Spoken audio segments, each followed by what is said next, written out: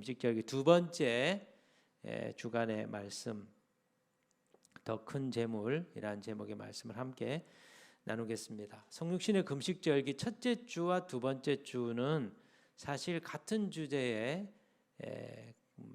말씀을 다루고 있습니다. 초대교회 영적인 아비들은 1주차에는 누가복음 14장 25절로부터 35절의 말씀을 읽게 했고, 두 번째 주에 접어들면 마가복음 10장 오늘 읽었던 17절로부터 31절의 말씀을 듣게 하였습니다. 내용은 똑같아요. 주제는 똑같습니다. 제자도와 관련된 말씀. 예수님을 따르려면, 예수의 제자가 되어서 그분의 길을 따르려면 모든 것을 버리고 쫓아야 된다는 거죠. 그렇다면 성육신의 은혜를 기다리는 이 절기에 접어들면서 왜 같은 종류의 말씀을, 주제를 반복해서 주고 있는 걸까요? 그 이유는 하나님 나라 절기 9번째, 10번째에서 사실은 이미 언급이 된 겁니다. 하나님 나라의 열매를 우리가 얻으려면, 우리가 하나님 나라에 들어가고 하나님 나라의 열매를, 그 구원의 열매를 누리려면 예수 그리스도 안에 거하는 삶을 살아야 된다는 걸 가르침 받은 거죠. 예수 그리스도 안에 거하는 삶, 이걸 다른 말로 표현하냐면 예수 그리스도를 믿고 따르는 삶이다. 예수의 제자가 되는 삶이라는 거죠. 이렇게 예수의 제자가 되려면, 주님 안에 거하는 삶을 살고 예수의 제자가 되려면, 이건 이제 다른 식으로 표현하는 게 뭐냐? 예수 그리스도를 걸림이 되는 모든 것들을 버리고 비우고 그분을 쫓아야 된다는 것이죠. 그래야 주님이 우리 안에 성육신 하셔서, 성육신의 은혜로 오셔서 우리의 삶 가운데 하나님 나라가 이루어지도록 일하시는 거예요. 성육신의 금식 절기는 성육신의 은혜, 이 시즌에 주어지는 구원의 은혜들이 있는데 그 은혜들을 받을 수 있도록 우리의 내면을 준비시키는 기간들이에요. 이 준비는 굉장히 중요합니다. 앞으로 이제 성육신의 은혜들이 올 텐데, 사실 성육신의 개념은 우리가 보통 생각하기를 예수님이 베들레헴의 아기 예수로 태어난 걸 성육신이라고 생각해요. 그런데 성육신의 은혜를 다룰 때는 예수님의 탄생뿐만 아니라 예수님께서 십자가에 달려 죽으신 것, 그리고 광야에서 세례를 받고 난 이후에 광야에서 금식을 하셨던 부분들, 그리고 예수님이 십자가에 죽으셨다가 부활하신 일, 그리고 승천하시고 성령을 부으시는 이 지상에서 했던 모든 예수님의 행적들을 다 성육신 안에 집어넣습니다. 그러니까 우리가 받게 될 성육신의 은혜는 그냥 이 성탄 축일에 주어지는 은총뿐만 아니고, 이 십자가의 죽음과 부활과 승천과 성령의 보내심, 이 모든 절기 안에 주어지는 은혜들 다 포괄하고 있다는 거죠. 그래서 그 은혜들을 받을 수 있는 기초적인 준비가 사실 이 6주 동안에 되는 거예요. 이 성육신을 받을 수 있는 우리 영혼의 상태를 만드는 것이 지금 이 기간입니다. 그래서 반복해서 계속 제자도, 예수 그리스도를 따르기 위해서는, 이 성육신의 은혜를 받기 위해서는 너희가 모든 것을 버리고 주님을 따라야 된다는 것이죠. 자, 오늘 말씀에 보면 한 부자 청년이 찾아와서 영생을 어떻게 하면 얻을 수 있을지 질문을 합니다. 17절에 보면 예수께서 길에 나가실새 한 사람이 달려와서 꿇어 앉아 묻자오되 선한 선생님이여 내가 무엇을 하여야 영생을 얻으리까? 자, 이 젊은 부자는 영생에 대한 관심이 있었습니다. 그런데 예수님의 답변이 매우 좀 엉뚱해요. 예수님, 내가 어떻게 하면 영생을 얻을 수 있습니까? 그러면 예수님, 영생을 얻으려면 이렇게 해야 돼, 이렇게 답을 해야 되잖아요. 그런데 영생의 길에 대해서 묻는데 좀 상관이 없어 보이는 답을 하고 계세요. 18절에 보면 예수께서 이르시되 네가 어찌하여 나를 선하다 일컫느냐? 하나님 한 분 외에는 선한 이가 없느니라. 이렇게 이제 말씀을 하세요. 그리고 이제 뭐라고 이제 말씀을 하시냐면은 23절에 보면 예수께서 둘러보시고 제자들에게 이르시되 재물이 있는 자는 하나님의 나라에 들어가기가 심히 어렵도다. 자, 이 부자 청년은 영생을 어떻게 하면 얻을 수 있습니까? 내세에 대한 삶을 묻고 있는 것 같은데 예수님은 영생에 대한 답을 주는 게 아니고 어떻게 하면 하나님 나라에 들어갈 수 있는지를 답을 하는 것이죠. 그러니까 예수님이 가지고 있는 영생의 개념은 죽어서 가는 내세의 삶이 아닌 거예요. 예수님께서 우리에게 주고 싶은 영생의 삶은 예수님을 믿는 순간부터 하나님 나라에 들어가서 영원한 삶을 얻게 되고 누리는 거죠. 그러니까 이 땅에서부터 지금 이 순간부터 천국의 삶, 영생의 삶을 우리가 얻게 된다는 거예요. 자, 그러면 어떻게 하면 이 하나님의 이 땅에서부터 영생의 삶을 얻게 되는 이 복을 누릴 수 있을까요? 예수님의 답은 뭐죠? 사람의 노력으로는 안 된다는 거예요. 18절에 보면 이렇게 말씀하세요. 네가 어찌하여 나를 선하다 일컫느냐? 하나님 한 분 외에는 선한 이가 없느니라.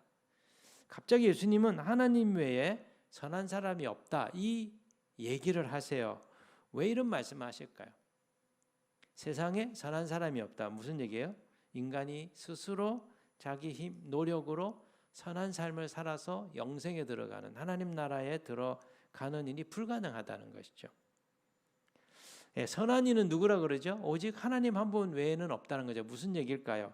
하나님의 은혜가 아니고는 하나님의 도우심이 아니고는 영생에 들어갈 수 없고 하나님 나라에 들어갈 수 없다는 거죠. 인간이 스스로의 힘으로 하나님 나라에 들어갈 수 없어요. 하나님 나라 삶을 살아내는 것도 불가능해요.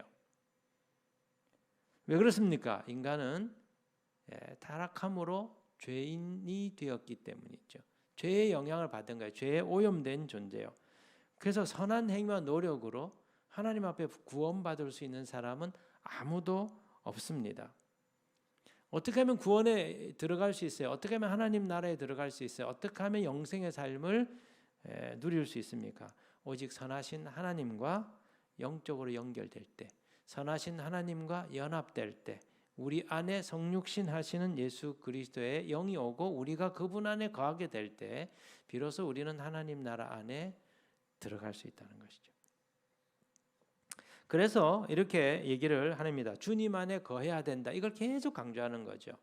주님 안에 거한다는 말을 신학적 용어로 주님과 하나님의 아들이신 예수 그리스도가 내 안에 생명으로 오셨는데 그 생명으로 오신 예수 그리스도를 내 안에 모셔드리고 내가 그분과 함께 더불어 사는 그분 안에 거하는 삶을 추구할 때 우리가 비로소 영생에 들어갈 수 있고 하나님 나라의 삶을 살 수 있다는 거예요. 그래서 19절에 예수님이 계명과 관련된 말씀, 율법과 관련된 말씀을 주시는 거예요. 19절에 보면 이렇게 말합니다. 네가 계명을 안 하니 살인하지 말라, 간음하지 말라, 도둑질하지 말라, 거짓 증언하지 말라, 속여 빼앗지 말라, 내 부모를 공경하라 하였느니라. 10계명에 대한 말씀을 지금 던지고 있어요. 네가 계명을 알고 있지 않냐? 율법에 구약에 나오는 율법을 알고 있지 않냐? 이것을 언급하시는 거죠. 왜 갑자기 율법에 대해서 얘기할까요? 왜 이 계명을 얘기하는 걸까요? 많은 사람들이 이 본문을 읽을 때 오해를 합니다. 아, 이 말씀대로 살라는 거구나. 이렇게 오해를 합니다. 그런데 이 말씀은 이 계명대로 살아서 구원을 받으라. 이 계명들을 살아야만 하나님 나라에 들어갈 수 있다. 이 계명을 살아 영생을 얻을 수 있다고 말하는 게 왜 그렇습니까? 인간이 타락해서 다 지킬 수 없는 현실, 이걸 직면하게 하기 위해서 이 말씀을 얘기하는 거예요. 사실 우리는 영적으로 병들어 있습니다. 아담과 하와의 타락으로 인해서 죄의 영향력이 우리의 인격 안에 들어와 있어요. 우리의 혼의 영역이 죄로 인해서 깨어져 있어요. 생각이 깨어져 있고, 그리고 우리의 감정과 우리의 욕망과 우리의 내면이 컨트롤되지 않는 기능이 고장나 있고 기능에 문제가 생겨 있는 부분들이 있단 말이죠. 그렇기 때문에 영적으로 병들어 있고 우리의 내면의 기능이 정상적으로 작동하지 못하기 때문에 하나님의 의에 이르는 것이 불가능해요. 그러니까 지금 여기서 뭐라고 얘기합니까? 네가 계명을 잘 알고 있지 않느냐? 이 얘기는 뭐죠? 이거 지켜보라는 거죠. 그런데 네가 지키려고 하다 보면 되는 것도 있지만 안 되는 게 있을 거라는 거죠. 그래서 내 힘으로 이 땅에 선한 인간이 없기 때문에 내 힘으로 영생에 들어갈 수도 없고 하나님 나라에 들어갈 수도 없다는 것을 깨달아 알게 될 거야. 이 부분, 이 현실 앞에 하나님 주님이 직시하도록 이 얘기를 하고 있는 거죠. 왜 하나님 우리에게 율법을 주셨을까요? 왜 성경에 많은 계명을 주셨을까요? 많은 이들은 이거 다 지켜야 된다는 거죠. 하나님이 율법을 주신 이유는 지켜서 구원받게 하기 위한 게 아니에요. 하나님이 율법을 주신 이유는 우리가 이거 다 못 지키는 타락한 존재구나. 죄로 인해서 우리의 기능이 고장 나가지고 어떤 거는 되는데 어떤 건 아무리 하려고 안 되는구나. 그래서 내가 죄인이구나. 그래서 나는 구원자가 필요하구나. 그래서 내가 나의 구원자 되신 예수 그리스도를 내 마음에 모셔드리고 그분 안에 끊임없이 거하여야만 그분으로부터는 성육신의 은혜로 내가 주님을 닮아갈 수 있고 하나님 나라 백성의 삶을 살 수 있구나. 이걸 깨달아 알게 하시려고 율법을 주신 거예요. 갈라디아서 3장 24절에 보면 이런 말씀이 있어요. 이같이 율법이 우리를 그리스도께로 인도하는 초등교사가 되어 우리로 하여금 믿음으로 말미암아 의롭다함을 얻게 하려 함이라. 왜 율법을 주셨습니까? 율법은 예수 그리스도께로 인도하는 교사래요. 영적인 교사래요. 왜요? 내가 아무리 했어도 안 되는구나. 그래서 예수님을 믿고 의롭다함을 받아야 되는 거야. 죄의 사함을 받고 죄의 문제가 해결되어야만 내가 의로움에 들어갈 수 있구나 하는 걸 깨닫게 해주는 인도자라는 거죠. 율법이. 자, 우리가 율법의 계명을 받습니다. 뭐 성경에 나오는 계명도 있고 또 우리가 뭐 관습적으로 이렇게 하는 계명들도 있어요, 그죠? 교회가 중요하게 생각하는 거. 예를 들면 지금 이제 성육신의 금식 절기에 가능하시면 금식을 해보세요 하고 이제 권면을 하죠. 그럼 이것이 하나님 우리에게 이 성육신의 절기에 지키기를 원하는 하나의 계명이 될 거 아니에요. 그러면 금식을 하려면 어떻습니까? 참 희한해요. 금식하기 전에는 먹고 싶지 않던 것들도 생각나지 않는 것들도 얼마나 갑자기 먹고 싶어지는지 몰라요. 결국 어때요? 실패하죠. 못하죠. 좌절을 맛보는 거죠. 그럴 때 우리가 막 낙심합니다. 내가 이것도 못하고 저것도 못하고. 그런데 실패하고 좌절하는 걸 통해서 주님이 뭐라고 얘기할까요? 안 되지. 네 물 금식 안 되지. 그래서 너가 지금 네 의지가 그만큼 약한 거야. 고장나 있는 거야. 내가 너의 약한 의지를 고쳐서 강한 의지가 되도록 만들어줄게. 이게 율법을 주신 목적이에요. 많은 분들이 제가 이게 설교를 하면 힘들어하세요. 여러분 이렇게 살아야 됩니다. 제가 이렇게 많은 강조를 하잖아요. 그럼 어때요? 막 찔리잖아요. 왜 이렇게 못 삽니까? 막 찔리잖아요. 그럼 제가 이 말씀을 전할 때 기대하는 건 뭐죠? 여러분들이 이 말씀대로 다 살아내기를 기대하는 게 아니고 살아내면서 살아내지 못하는 부분들이 있을 거 아니에요. 그걸 통해서 내가 하나님 말씀대로 못 살고 있는 부분이 있네.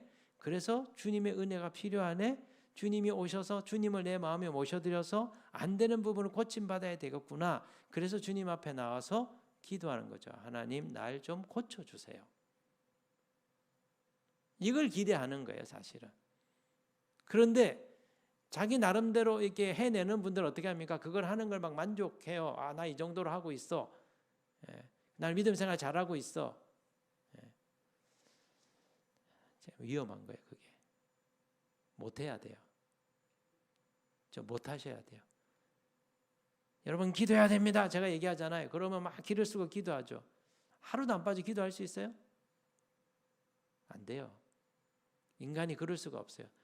너무너무 잘한다 이상한 거예요. 그럴 수가 없어요. 왜냐하면 타락했는데 고장나 있는데 잘할 수가 없는 거죠. 그러면 억지로 하거나 뭐 다른 이유가 있는 거죠. 율법과 계명을 주신 것은 지키려고 할 때 지킬 수 있는 게 있어요. 왜냐하면 그 부분은 고장이 안 난 거죠. 아직 하나님의 형상이 남아 있는 거예요. 그런데 안 되는 게 있습니다. 아무리 기를 쓰고 해도 안 되는 게 있어요.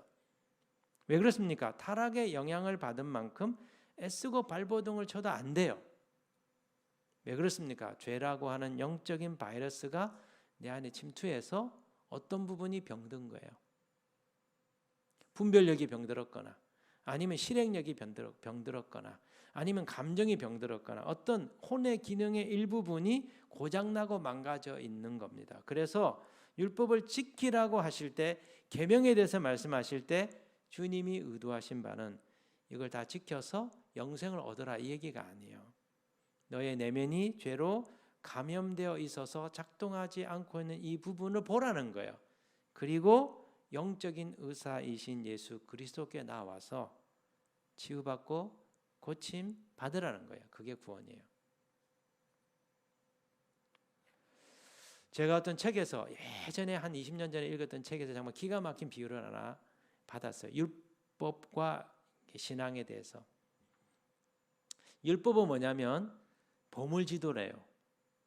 그리고 이 보물지도를 우리에게 하나씩 다 주는 겁니다. 그래서 보물지도를 보면 보물이 있는 장소가 표시가 돼 있어요. 거기에 보물이 딱 그려져 있고 내가 있는 위치가 있어. 여기서 어떻게 가면은 보물이 있으니까 그걸 찾으러 가라. 이렇게 하고 이제 준다는 거죠. 그런데 죄인인 우리는 보지 못하는 맹인이라는 거죠. 앞을 보지 못하는 맹인인 우리에게, 죄로 인해서 눈이 가리워져 있는 우리에게 성경이라고 하는 보물지도를 준다는 겁니다. 그러면 읽으면 어떻게 됩니까? 안 보여. 그래서 이 보물지도가 하는 기능이 뭐냐면, 자, 이 율법대로 살면 구원이라고 하는 보물이 있으니까 한번 따라가 보세요. 그런데 안 보여요. 그 지켜지지 않아요. 왜냐하면 눈이 고장났기 때문에. 그래서 맹인에게 율법이라고 하는 하나님의 계명이라고 하는 이 책을 주는 의도가 뭐냐, 목적이 뭐냐면, 아, 내가 못 보는구나, 안 보이는구나, 죄로 인해서 내가 지금 망가져 있구나, 이걸 알게 한다는 거예요. 그래서 맹인이 보물지도를 받고 난 뒤에 막 가려고 하는데 안 될 때 뭘 해야 되냐는 겁니까? 뭘 해야 되냐는 거예요. 눈을 고쳐줄 수 있는 의사이신 예수님을 찾으라는 거죠. 예수님을 만나고 예수님께 나아가서 그분으로부터 구원을 받을 때 내 눈이 열리는 거죠. 그 뒤에는 율법이 어떻게 돼요? 율법을 내가 고장난 것이 고쳐지는 만큼 하나씩 지켜내기 시작해서 예전보다 1년 전보다 좀 나아졌어요. 2년 전보다 또 더 나아져요. 3년 전보다 더 나아져요. 한 10년 정도 영적인 훈련을 받으니까 정말 옛날에 믿기 이전에 못했던 것들을 지금 해내기 시작하는 것이죠. 이게 뭡니까? 그리스도 안에 거하는 삶. 이게 그리스도인의 삶의 신비라는 거죠. 그래서 예수님의 제자의 삶을 살아내게 되는 변화의 역사를 얻게 된다는 거죠. 청년이 구약의 계명을 예수님이 언급했을 때 다 지켰다고 합니다. 그죠? 8절 19절 보면 네가 어찌하여 나를 선하다 일컫느냐, 하나님 한 분 외에는 선한 이가 없느니라. 네가 계명을 안 하니 살인하지 말라, 간음하지 말라, 도둑질하지 말라, 거짓 증언하지 말라, 속여 빼앗지 말라, 내 부모를 공경하라 하였느니라. 그가 여짜오되 선생님이여 이것은 내가 어려서부터 다 지켰나이다. 그러자 예수님이 뭐라 그러세요? 여전히 너에게 한 가지 못하고 있는 게 있다, 부족한 게 있다 얘기하죠. 21절에 예수께서 그를 보시고 사랑하사 이르시되 내게 아직도 한 가지 부족한 것이 있으니 가서 내게 있는 것을 다 팔아 가난한 자들에게 주라. 그리하면 하늘에서 보화가 내게 있으리라. 그리고 와서 나를 따르라 하시니. 갑자기 주님이 뭐라고 말씀하세요? 한 가지 부족한 게 있다. 네가 가지고 있는 그 재물, 그 재산 다 팔아가지고 가난한 사람들에게 나눠주라. 그리고 와서 나를 따르라. 이렇게 말씀하신 거죠. 이게 지금 무슨 의미일까요? 이거 왜 갑자기 이런 말씀하시는 걸까요? 계명을 지키라고 해놓고 네가 계명을 알고 있다고 말씀하셨는데 다 지켰다고 하니까 뭐라고 얘기합니까? 네가 가지고 있는 재물을 버리라는 것이죠. 또 이것을 우리가 오해합니다. 아, 가난한 사람들을 구제하라는 거구나. 그래서 내가 가지고 있는 거 헌금 좀 하고 이렇게 주님을 따르라고 하는구나. 이렇게 또 잘못 이 본문을 해석합니다. 여기서 말씀하고 있는 것은 주님 안에 거하는 삶을 가로막는 것이 무엇이든지, 무슨 얘기냐? 내가 재물처럼 가장 중요하게 여기는 것이 무엇이든지 주님을 따르는 데 걸림이 되는 것들이 모든 사람에게는 다 있다는 거예요. 예수님보다도 더 중요하게 여기는 것, 더 우선적으로 여기는 자기 자신만의 재물, 자기 자신만의 보물과 같은 것들이 있다는 거죠. 한 가지 부족한 게 모든 사람에게 있는 것. 이걸 버리고 나를 따르라는 거예요. 타락의 영향으로 인해서 타락으로 죄의 영향을 받은 우리 각자는 하나님을 믿고 따르는 데 있어서 걸림이 되는 자기만의 재물, 자기만의 보화, 자기만의 가장 아끼는 것들이 다 있어요. 이게 여기서 재물이라 얘기한 것이죠. 잘 보세요. 23절에 보면 예수께서 둘러보시고 제자들에게 이르시되 재물이 있는 자는 하나님 나라에 들어가기가 심히 어렵도다 하시니. 제자들이 그 말씀에 놀라는지다. 예수께서 다시 대답하여 이르시되 얘들아 하나님 나라에 들어가기가 얼마나 어려운지 낙타가 바늘기로 나가는 것이 부자가 하나님 나라에 들어가는 것보다 쉬우니라 하시니. 그리고 28절에 보면 베드로가 여짜와 이르되 보소서 우리가 모든 것을 버리고 주를 따랐나이다. 지금 이 제자들은 모든 걸 다 버리고 주님을 따르고 있어요. 그런데 예수님이 그 다 버린 제자들에게 뭐라고 얘기하세요? 23절에 재물이 있는 자는 하나님 나라 들어가기 심히 어렵다. 이걸 다 버리고 따라야 된다라고 말씀을 하고 있는 거죠. 제자들은 다 버리고 따르는데 예수님이 왜 갑자기 제자들에게까지 얘기를 하는 걸까요? 이 재물은 돈을 의미하는 게 아니고 각자에게 있어서 가장 중요하게 여기는 거예요. 예수님을 다 따랐음에도 불구하고 제자들이 지금 다 따랐잖아요. 모든 걸 버리고 다 따랐잖아요. 그러면 제자들은 죄의 영향이 없는 사람일까요? 아니잖아요. 예수님 십자가 달려 죽기 전에 뭐합니까? 누가 더 예루살렘에 올라가면 더 높은 자리에 앉을 건지 권력 다툼을 했어요. 그러면 그들에게 있어서 버리지 못한 재물은 뭐예요? 예수님이 우편에 앉는 거, 권력을 가지는 거 이거잖아요. 모든 타락한 인간에게는 뭐가 있어요? 버려야 될 자기만의 재물이 있어요.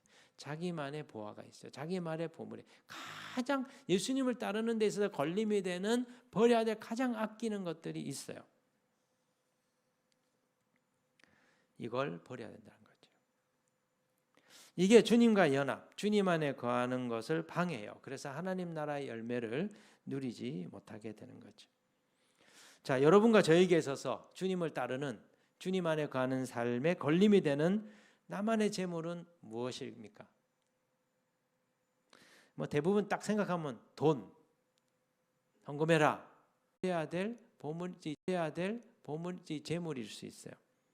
어떤 경우에는 내 능력과 내 경험이 버려야 될 것일 수도 있고요.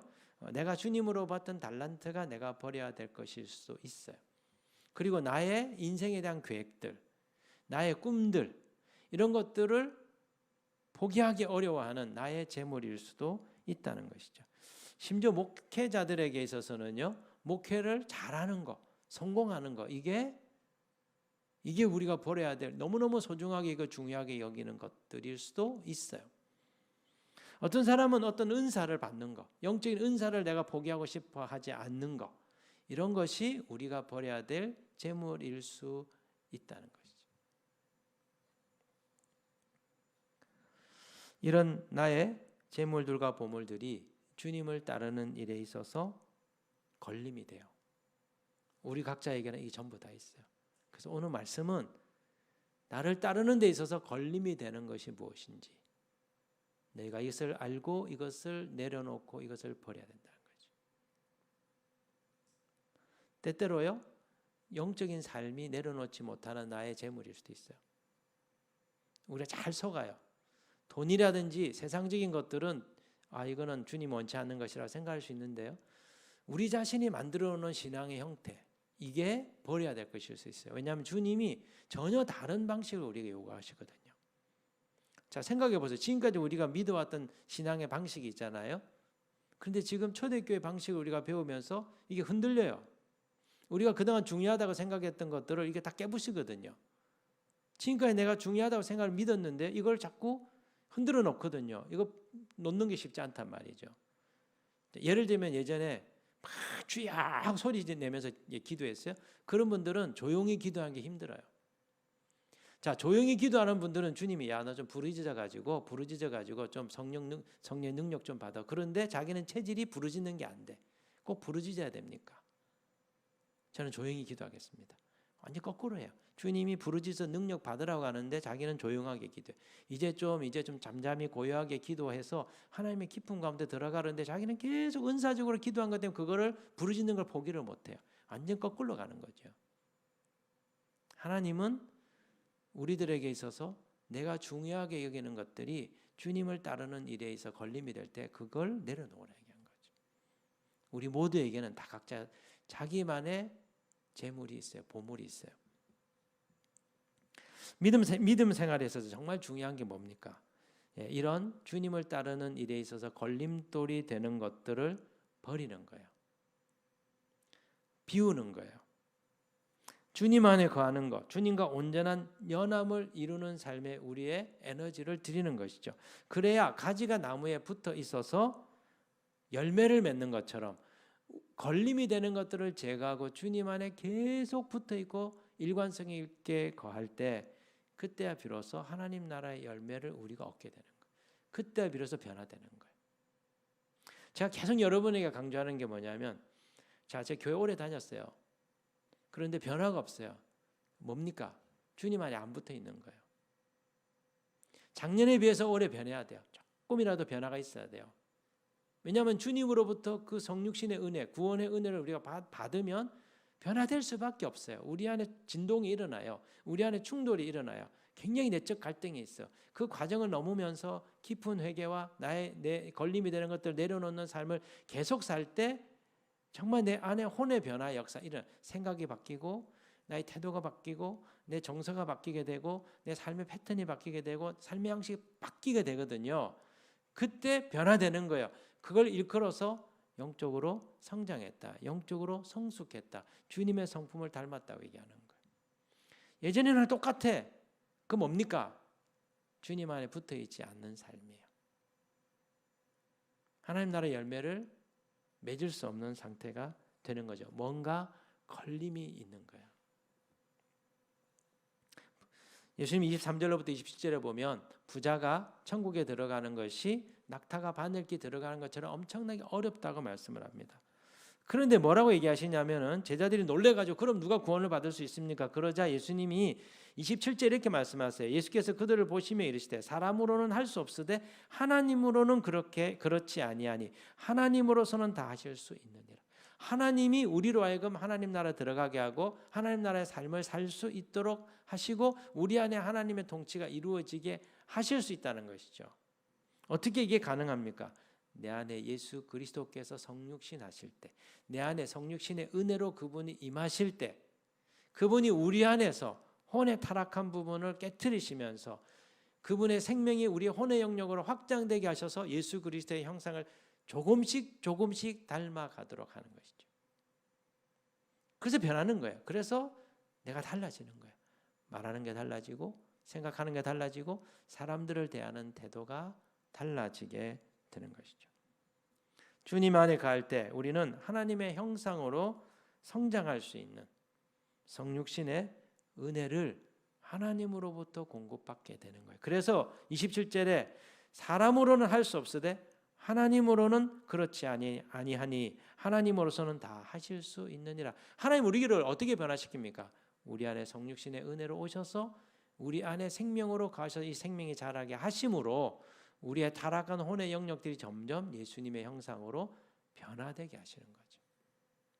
이게 하나님이 하시는 방법이에요. 그래서 이 성육신의 금식절기에 이 성육신의 은혜로 오시는 이분을 맞이할 수 있는 내적인 준비를 하라고 이 시기를 준 거예요.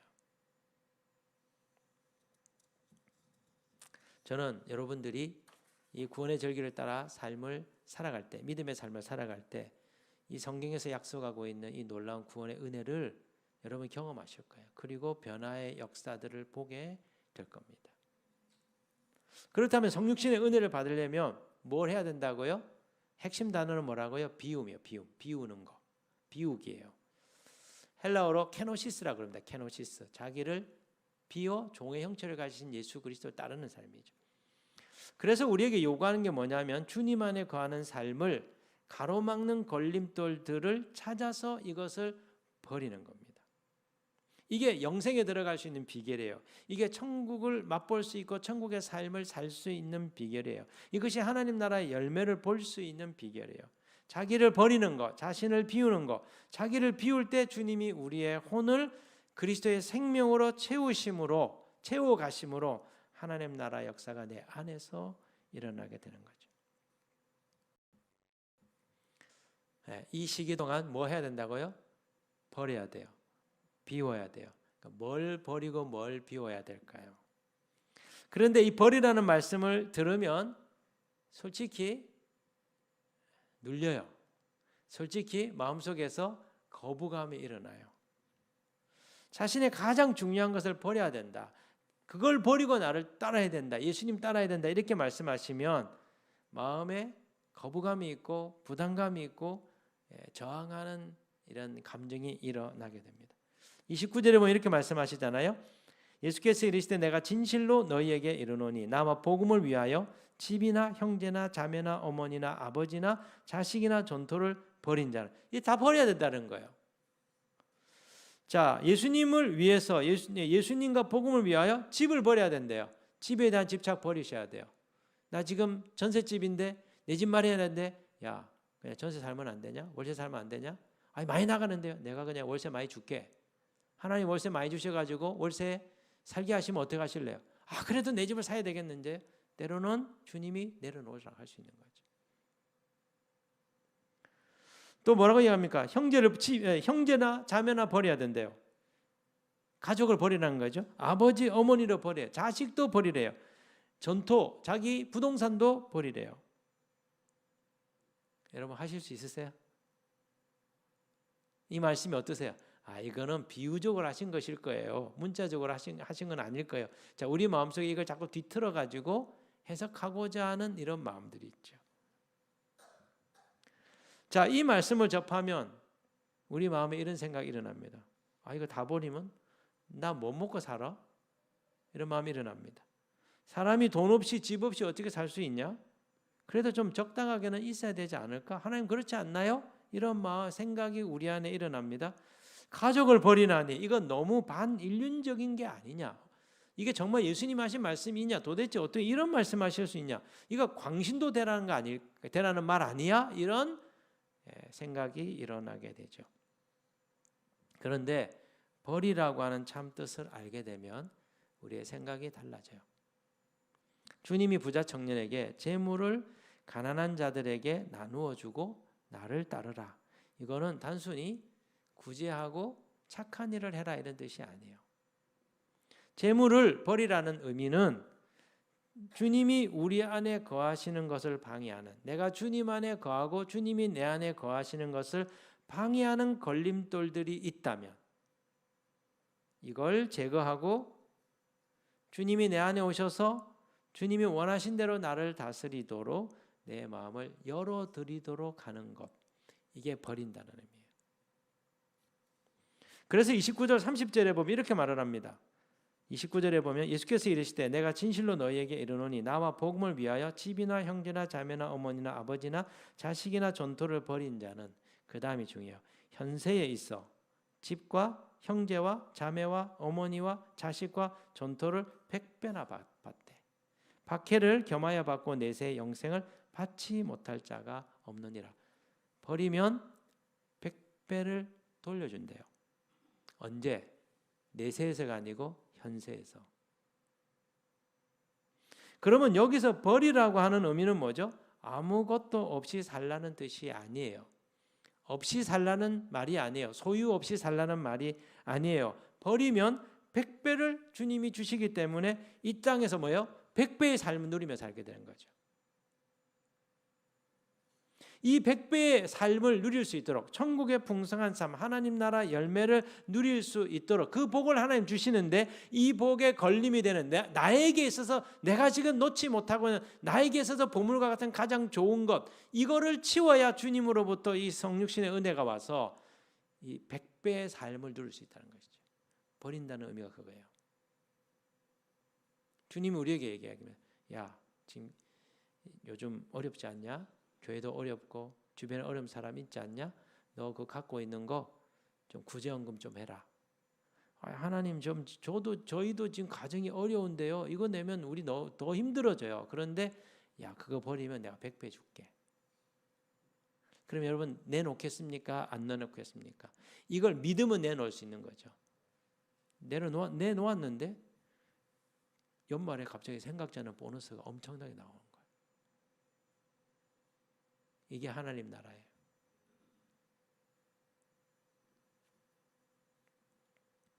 버리고 비우고 주님을 따를 때 막힘이 없어지는 거죠. 그래서 주님으로부터 성육신의 은혜가 임하는 거예요.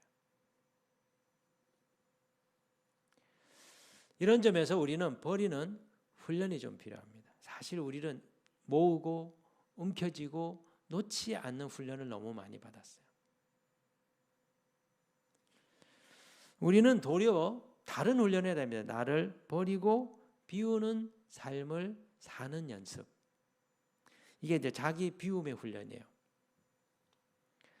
자, 모든 것을 버리고 주님을 따른다고 할 때 여러분 오해하면 안 됩니다. 자, 모든 것을 다 버리고 나를 따르라. 주님이 이렇게 말씀하셨을 때는 지금 한순간 이 지점에서 모든 것을 다 버리라는 뜻이 아니에요.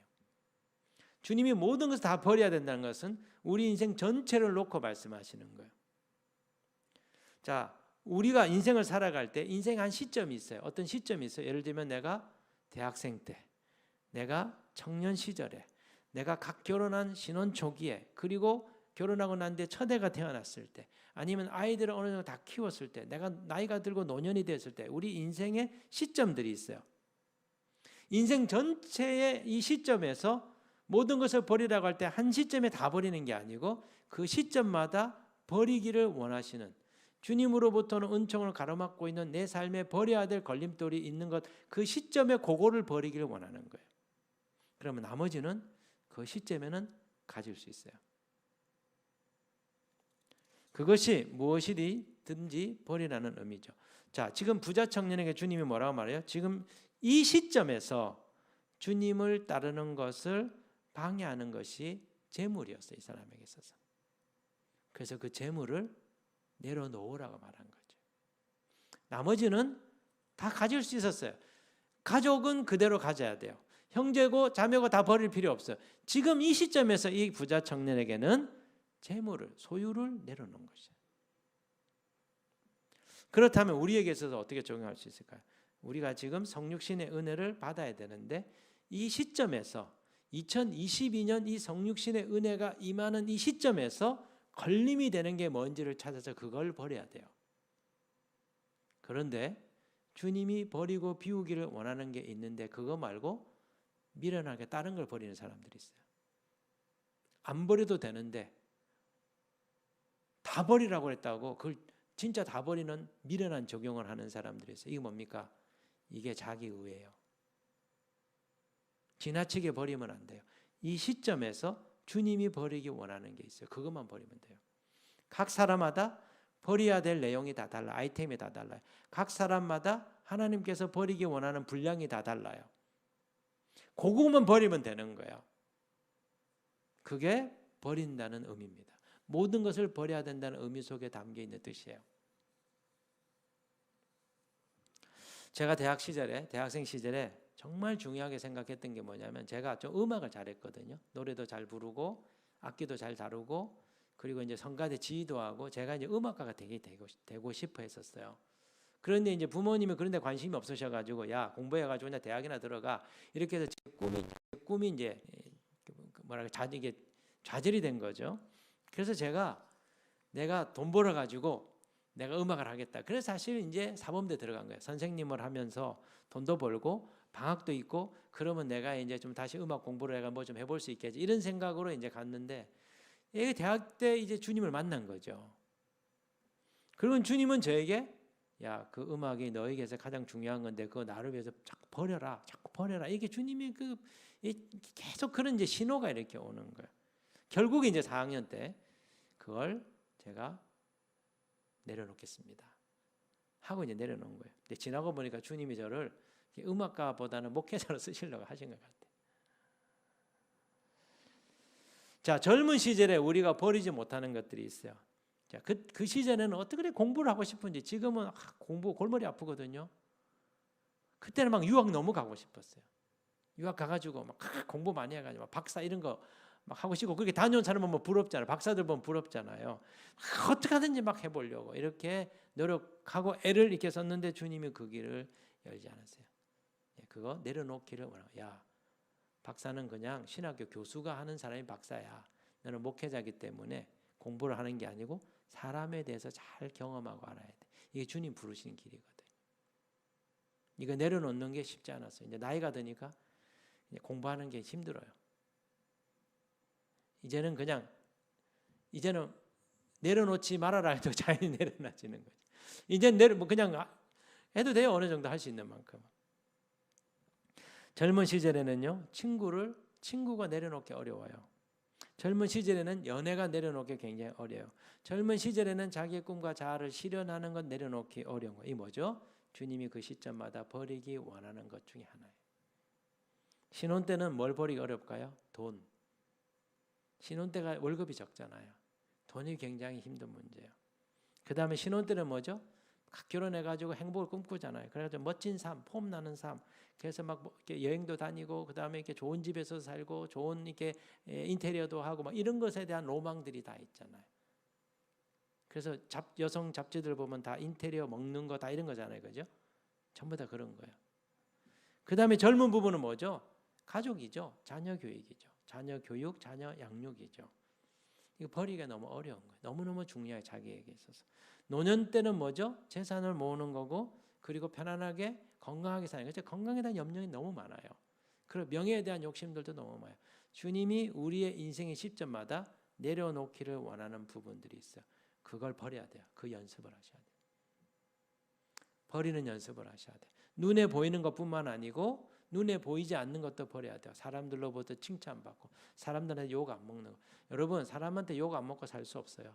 모든 사람한테 칭찬받으면서 살 수 없어요. 모든 사람하고 잘 지내려고 하는 거, 주님 그거 내려놓기 원해요.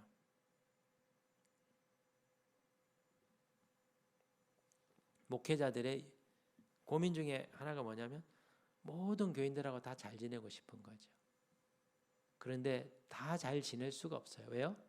주님이 원하시는 길을 갈 때 그 길로 가고 싶어 하지 않는 교인은 주님의 길을 가는 목회자와 교회를 싫어해요. 힘들어요, 그런 교회가. 그럼 어떻게 할까요? 계속 딴지를 걸고 계속 불평을 하고 계속 갈등. 그때 어떻게 해야 됩니까?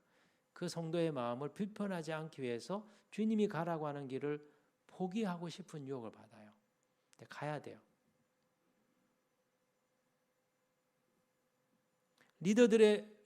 목장 리더들이 받는 유혹이 그거예요. 모든 자기 속으로 멤버들을 한 명도 잃어버리고 싶지 않아.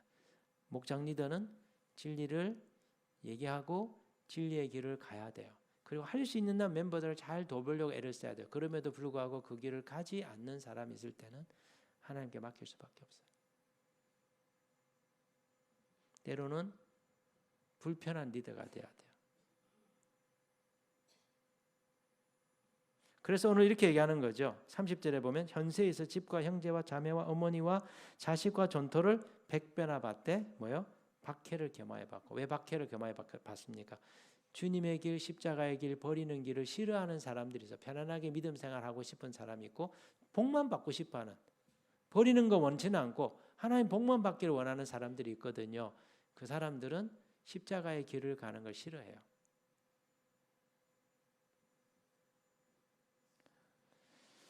그렇기 때문에 자기를 버리고 자기를 비우는 훈련이 우리에게 필요합니다. 우리에게는 하나님 나라의 풍성함에 들어가기 위해서 버리는 훈련이 일평생 필요해요.